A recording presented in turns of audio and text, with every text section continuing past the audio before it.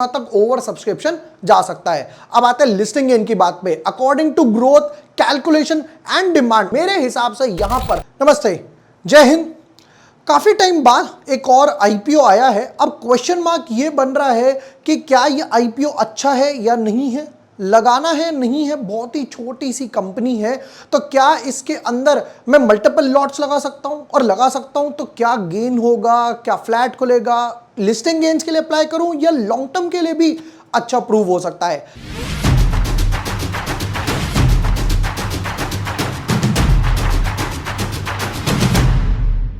Hi everyone, my name is Vibhor Varshney, I am a SEBI registered research analyst. आज आपको लेके चलूंगा एक और आईपीओ के डिटेल्ड एनालिसिस पे, जहां पर हम बिजनेस मॉडल, फाइनेंशियल्स, पैसा किस लिए उठा रहे हैं, कहां लगाएंगे, कितना उठा रहे हैं, और मोस्ट इंपॉर्टेंट बात, किस वैल्यूएशन पे उठा रहे हैं, ये सब मैं आपको डिटेल्ड में लेके चलने वाला हूं। विदाउट वेस्टिंग इधर उधर की बातें, विदाउट वेस्टिंग फर्दर टाइम, चलते अपने एनालिसिस पे आईपीओ के। But yes, before moving ahead, अगर अभी तक आपने चैनल सब्सक्राइब नहीं किया है या न्यू यूजर हो, subscribe the channel, press the bell icon.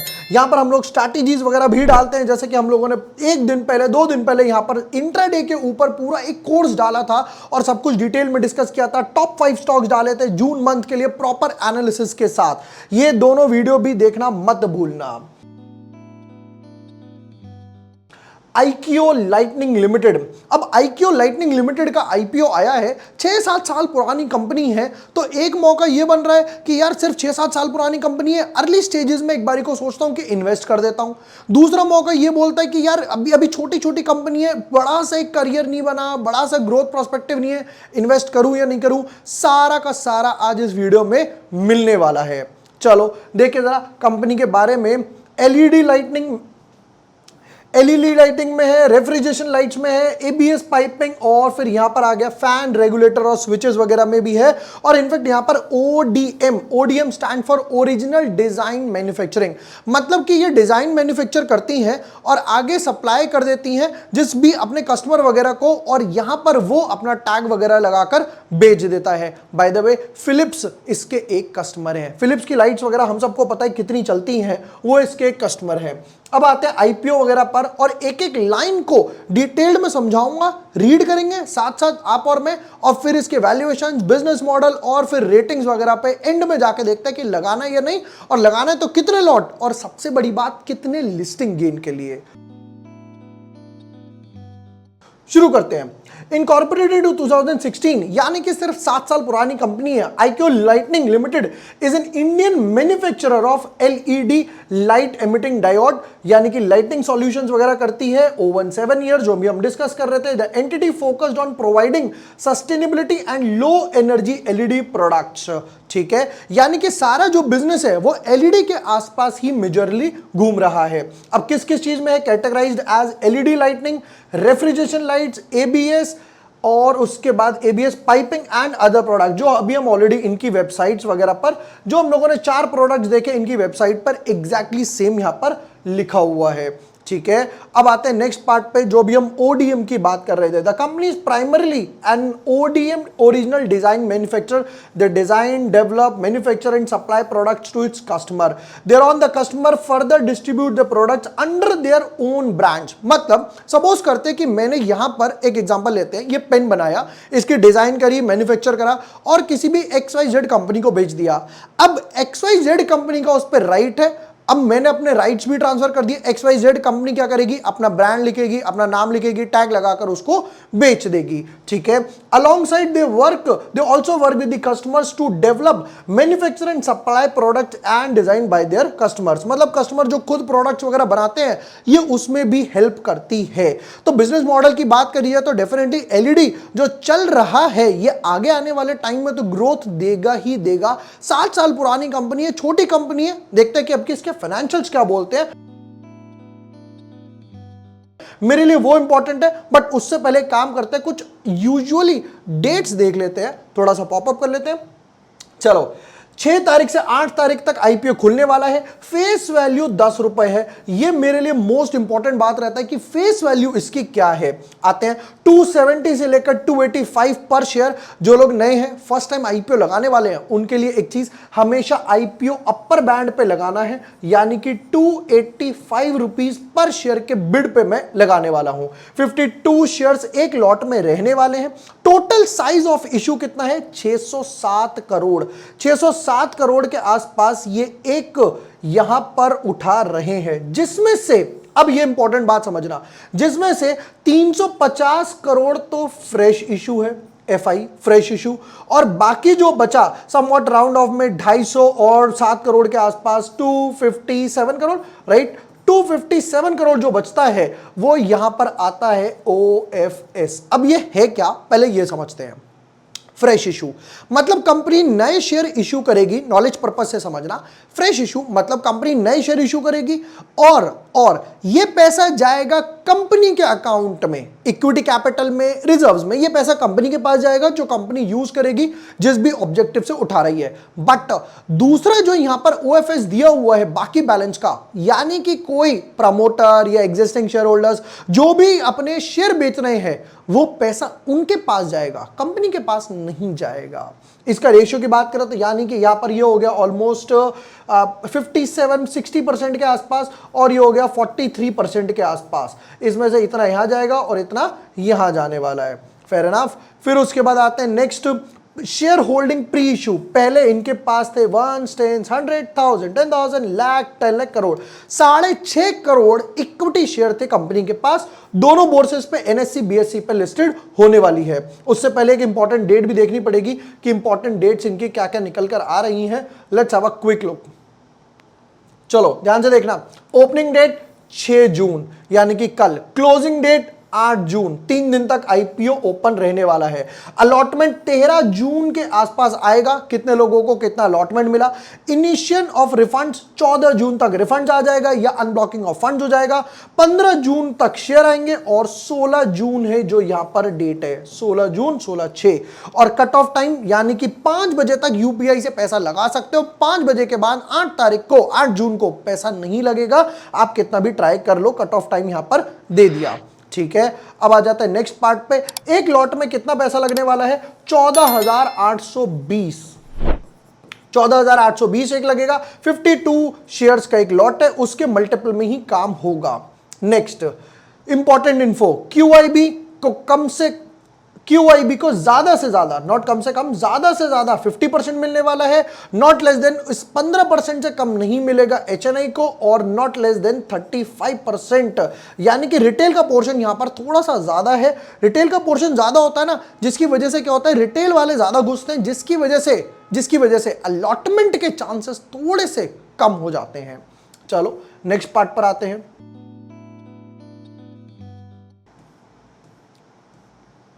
अब आ जाता है कुछ इंपॉर्टेंट बात पे, one of the most important financials पे। फाइनेंशियल्स इंपॉर्टेंट इसलिए है क्योंकि छोटी कंपनीज है, तो मुझे ये इंपॉर्टेंटली देखना पड़ेगा अभी तक कैसे ग्रो कर रही है। चलो स्टार्ट करते हैं इसके एसेट्स के साथ। 144 करोड़ के आसपास के इसके एसेट थे। अगले साल हो गए 175, दैट्स अ गुड ग्रोथ, और अगले साल हो गए 264। बाप रे, 2 साल में 120 करोड़ की, almost double, near to double बोलूंगा, नियर टू डबल, ठीक है। और फिर बढ़ के हो गया, ये तो अभी 9 महीने का है, ये देखना मार्च से लेकर दिसंबर है, तो यहां पे 335 करोड़ के आसपास। तो ये तो क्लियरली दिखाई दे रहा है यहां से यहां तक की ग्रोथ मैसिव है। चलिए नेक्स्ट पार्ट पर आते हैं। अब आते हैं रेवेन्यू पर। रेवेन्यू यानी सेल्स, यानी टॉप लाइन, कितना माल बेचा।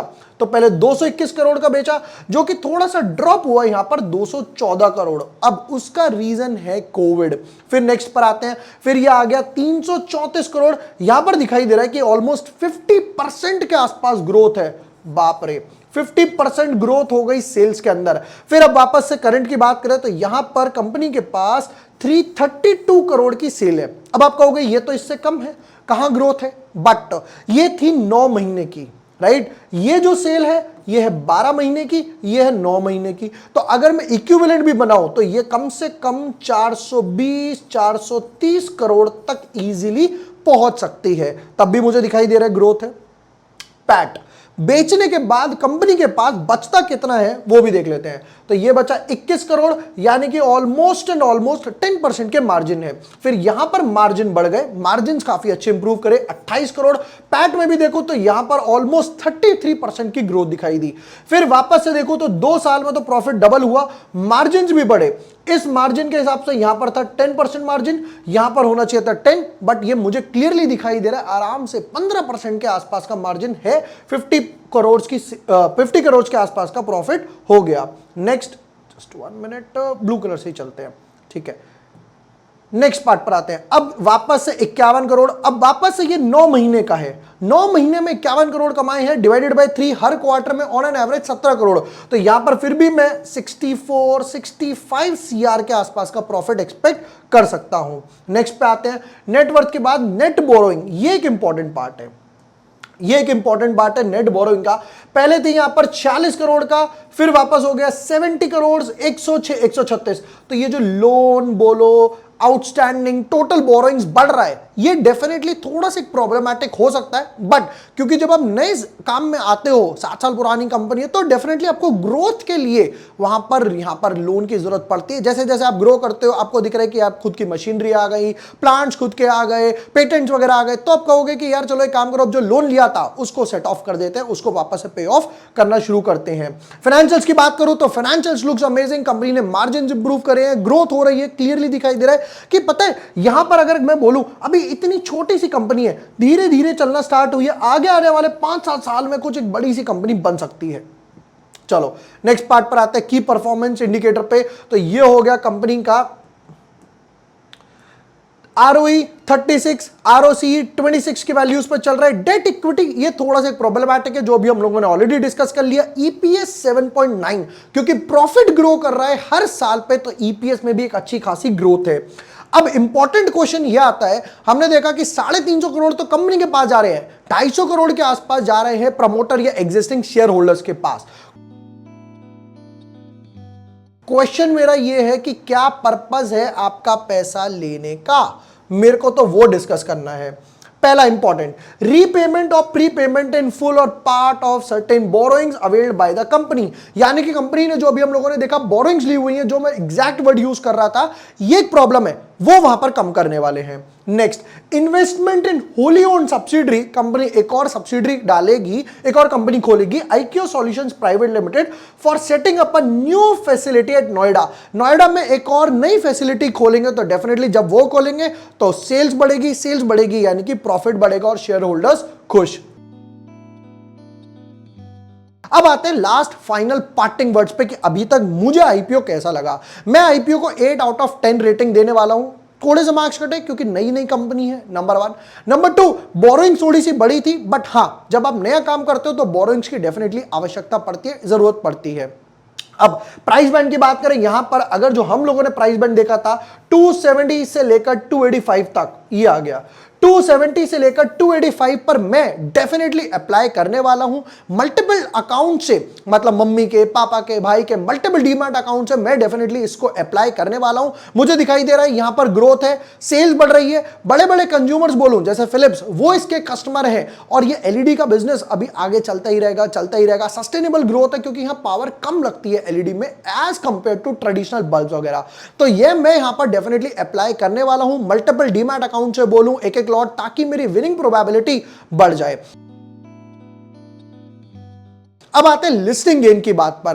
पहले ओवर सब्सक्रिप्शन, मैं यहां पर कुछ, क्योंकि रिटेल का कोटा ज्यादा है, तो मैं यहां पर समवट अराउंड 20 से लेकर 40 टाइम्स तक, 20 से लेकर 40 टाइम्स तक ओवर सब्सक्रिप्शन एक्सपेक्ट कर रहा हूं कि 20 से लेकर 40 गुना तक ओवर सब्सक्रिप्शन जा सकता है। अब आते हैं लिस्टिंग गेन की बात पे, according to growth, calculation and demand, और सबसे बड़ी बात ये 285, मेरे हिसाब से यहां पर 36 से लेकर 49% तक लिस्टिंग गेन बन सकते हैं। 36 से लेकर 49% तक लिस्टिंग गेन बन सकते हैं। कोई अगर लिस्टिंग गेन के लिए अप्लाई करना चाह रहा है, कोई अप्लाई करना चाह रहा है लॉन्ग टर्म पर्सपेक्टिव से, तो भी अच्छा है। कंपनी इनिशियल स्टेजेस में आप अप्लाई कर रहे हो, सोचो जब 15 साल बाद, 20 साल बाद जब कंपनी ग्रो करेगी, जब इसके और कंज्यूमर्स आएंगे, सब्सिडी है, लोन हटा दिया, तब कितना मजा आएगा। तो लॉन्ग टर्म पर्सपेक्टिव से जैसा इस टाइम हेवल्स देख रहे हो क्या मैसिव भाग रहा है, पॉलीकैब, केईआई, तो ये वही आगे जाके बन सकता है। ये थे मेरे यहां पर आईपीओ एनालिसिस, जहां पर मैंने सब कुछ दिखाया, बिजनेस मॉडल, वैल्यूएशंस मैं अप्लाई करूंगा, लिस्टिंग गेन कितना एक्सपेक्टेड है और कंपनी की ग्रोथ किस हिसाब से लग रही है। वीडियो पसंद आया हो तो share with your friends, like and subscribe. Thank you for watching the video. Lots of love.